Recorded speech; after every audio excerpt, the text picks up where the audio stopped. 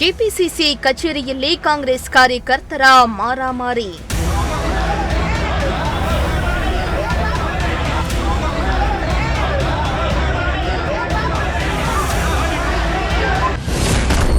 ಕೈ ಮಿಲಾಯಿಸಿದ ಯೂತ್ ಕಾಂಗ್ರೆಸ್ ಕಾರ್ಯಕರ್ತರು. ಬೆಂಗಳೂರಿನ ಕೆಪಿಸಿಸಿ ಕಚೇರಿಯಲ್ಲಿ ಯೂತ್ ಕಾಂಗ್ರೆಸ್ ಕಾರ್ಯಕರ್ತರ ನಡುವೆ ಭಾರೀ ಗಲಾಟೆ ನಡೆದಿದ್ದು, ಮಾತಿಗೆ ಮಾತು ಬೆಳೆದು ಪರಸ್ಪರ ಕೈ ಮಿಲಾಯಿಸುವ ಹಂತಕ್ಕೆ ಹೋಗಿದ್ದು, ಒಂದೇ ಪಕ್ಷದ ಕಾರ್ಯಕರ್ತರು ಪರಸ್ಪರ ಹೊಡೆದಾಡಿಕೊಂಡಿರುವ ಘಟನೆ ನಡೆದಿದೆ.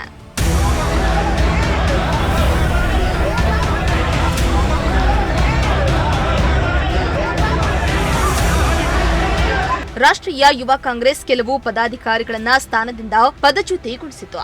ಇದೇ ವಿಚಾರವಾಗಿ ಇಂದು ಕೆಪಿಸಿಸಿ ಕಚೇರಿಯಲ್ಲಿ ಗಲಾಟೆಗೆ ಕಾರಣವಾಗಿದೆ. ನೀಟ್ ಪ್ರಶ್ನೆ ಪತ್ರಿಕೆ ಸೋರಿಕೆ ಪ್ರಕರಣ ಖಂಡಿಸಿ ನಡೆಸಬೇಕಾಗಿದ್ದ ಪ್ರತಿಭಟನೆ ಸಂಬಂಧ ಕರೆಯಲಾಗಿದ್ದಂತಹ ಪೂರ್ವಭಾವಿ ಸಭೆಯ ವೇಳೆ ಗಲಾಟೆ ಶುರುವಾಗಿದೆ. ಇನ್ನು ಸಭೆಯಲ್ಲಿ ಯುವ ಕಾಂಗ್ರೆಸ್ ರಾಜ್ಯ ಉಪಾಧ್ಯಕ್ಷೆ ದೀಪಿಕಾ ರೆಡ್ಡಿ ಹಾಗೂ ಅಧ್ಯಕ್ಷ ಮಂಜುನಾಥ್ ಗೌಡ ಬೆಂಬಲಿಗರ ನಡುವೆ ತೀವ್ರ ವಾಗ್ವಾದ ನಡೆದಿದ್ದು, ಮಾತಿಗೆ ಮಾತು ಬೆಳೆದ ಬಳಿಕ ಕಾರ್ಯಕರ್ತರು ಪರಸ್ಪರ ತಳ್ಳಾಟ ನೂಕಾಟ ನಡೆಸಿ ಕೈ ಮಿಲಾಯಿಸಿದ್ದಾರೆ. ಇನ್ನು ಗಲಾಟೆ ಜೋರಾಗ್ತಿದ್ದಂತೆ ನಾಯಕರು ಮಧ್ಯ ಪ್ರವೇಶಿಸಿ ಪರಿಸ್ಥಿತಿಯನ್ನ ನಿಯಂತ್ರಣಕ್ಕೆ ತಂದಿದ್ದಾರೆ.